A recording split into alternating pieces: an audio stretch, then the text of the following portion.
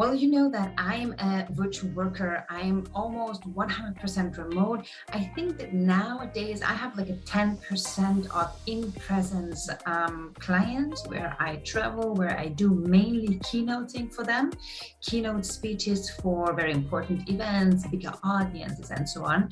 And the question, how does my normal workday look like, is really funny because I think there is no normal workday for me. Most of the times, still, I'm in front of the computer.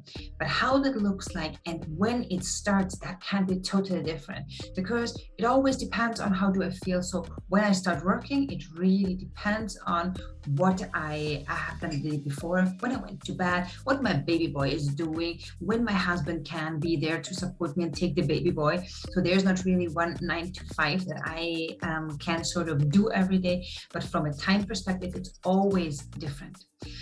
And when we think about the content that I'm working on, it's really also very varied.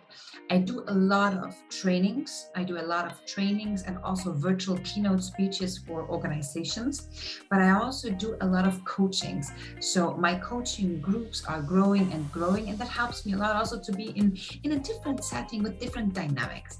And what I also just recently started as a researcher, I've always been writing, right? So I love to gather data, I love to analyze data, to think about that, what it could mean, and to sort of conclude action steps for an organization.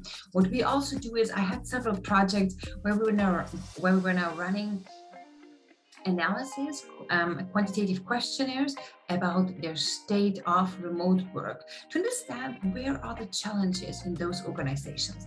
And this is something that as a researcher, it was my daily bread, to say so, project that I was working on a daily basis. Now as an entrepreneur, it was not that a big thing for me, but it starts to becoming a bigger thing. When we think about a normal workday, the good thing is it's never the same for me. I'm really happy about that. But I also do know that there are a lot of people who need stability.